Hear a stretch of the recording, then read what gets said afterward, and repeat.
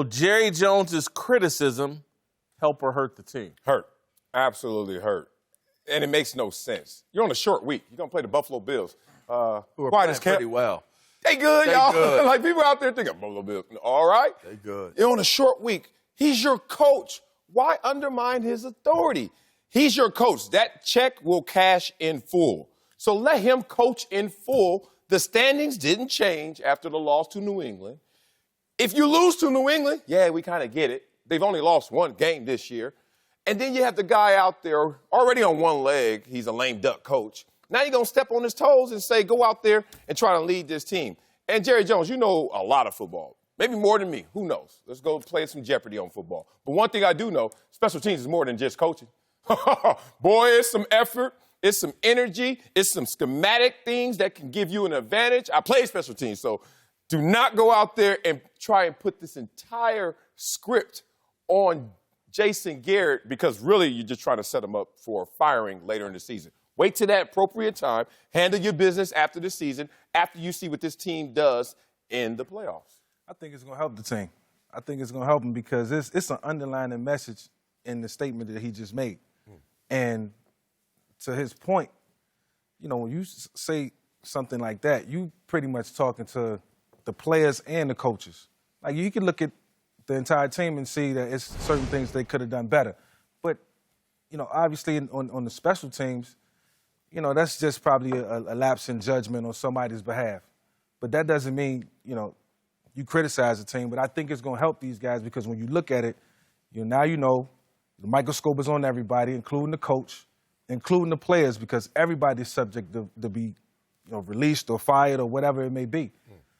You know, I think it came at a bad time. But, you know, everyone expected the Dallas Cowboys to win that game yesterday based on the talent and the skill that they had. Did they? And versus the New England Patriots. I did. I picked them. I did. I mean, I thought, picked the Patriots. You know, I thought they could win that game yesterday. They didn't. I thought it was for various reasons. Yeah, I agree with Mike. I think it helps, and I don't think it hurts for certain, so I'll choose help. But Jerry Jones, I mean, think about how many sound bites do we get out of Sundays from owners of teams? Name them. Let's count them. We got one. Okay, there you go. There it is. Right? One. That's it. We expect to hear things from Jerry Jones, and I think the team expects to hear things from Jerry Jones. Jerry Jones is no different than the native people that walk around with the red garb on, and the Lions just keep walking. They're a part of the landscape. They're not looking at them as a part of their meal list. They're not going to attack them. They're used to them being around. Their presence does not bother them. And I think that's Jerry Jones. Jerry Jones can say what he wants to say, but it ultimately comes down to who Jerry Jones is paying, who Jerry Jones is hiring, and who Jerry Jones is firing. So I think it helps because it almost seems as though it's more of a respect. I like my offense. I like my defense. We did all right. Special teams costed us. I support my offense and my defense, and my special teams let me down. So I don't think it hurts at all. Oh, I think it hurts. I think it hurts because you've given all the players an excuse. Oh, it ain't on y'all. It's on Jason Garrett.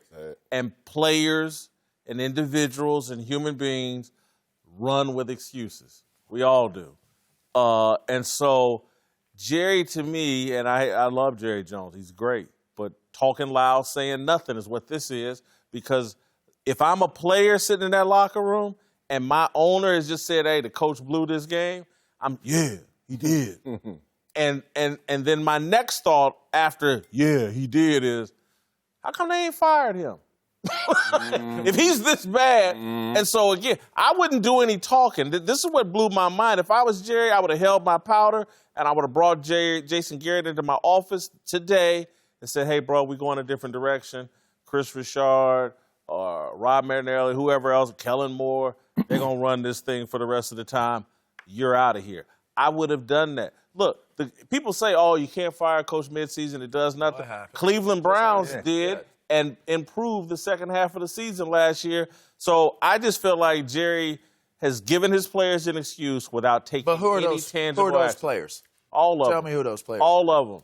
All those players. All of them. From Dak Prescott on down, they have an excuse How now. can you have an excuse when you're getting a paycheck? See, if this was if this was paycheck makes it easier. I think it makes I got an excuse and I got a fat paycheck. I think it makes it harder because Do both. Here's the realness of this thing. Let's go. If you lose the coach that you got that paycheck with, Lose everything. now that new coach is coming in. They're gonna find They're gonna find a way to mitigate the loss on what the investment was on you and me and you. So if you lose that coach, you've lost a lot of leverage. To jump out there and say, "Oh, we can use him as an excuse." We lost the game because of the head coach, because of the special teams coach. Why isn't he fired? You still got to do your job. Some of those penalties. Was it Collins that got those holding calls and the different calls that cost Ron Smith got there was drops, there were penalties. Blame it. There was 100 different things that he could have blamed why they lost that game on, other than special teams. But they better not use it as an excuse. Here's the problem with the criticism, as Whitlock was talking about.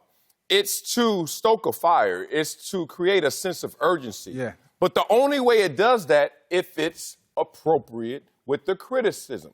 Here's the thing. We all been in the locker room before. And if our owner takes a shot at the coach when it really should have been for us, guess what we sit there and say? One, he don't even know what he's talking about. Right. Two, damn, where's our leadership? And three, I'm good. So I have just got reinforced behavior for whatever I was doing, the status quo. But he's always done that, though. But guess what? That's in part why they don't know which way is up as a franchise of late, because this is not how you should create a climate going into a short week, a game against a good team, when, let's not exaggerate what the Dallas Cowboys are. Two of their games against their greatest opponents, let's say New Orleans, let's say the Patriots, were on the road losses by 4 points and 2 points. Can we stop acting like this team can't still achieve their ultimate goal? But Jerry Jones makes it seem like they can't. Oh, they can't. You don't think so? No.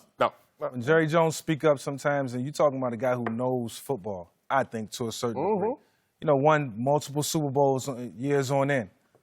When he's speaking to the coaches, he's speaking to the team, and sometimes every 5 or 6 weeks when he get on camera and he say what he needs to say, it makes this team better. So maybe it's a little cry for help.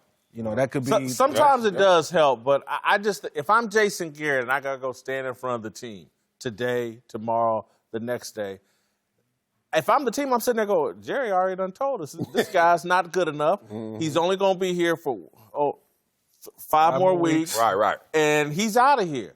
And again, everybody knows how you act when substitute teacher. Substitute teacher. Oh, it's so party up in that thing. I'm not learning it. No learning it. Yes. And you just look around. No work. No 6 learning and 5. You look at the 49ers and you start doing the math like, man, even if we get in the playoffs, we ain't going to do nothing. And so everybody starts plotting their vacations. Real talk. And so it's been there. Atlanta Airport. Yes. Me too. Thanks for watching. Subscribe here to get the latest from the show. And be sure to check out more of the best clips from Speak For Yourself, or go watch a few segments from our other shows on FS1.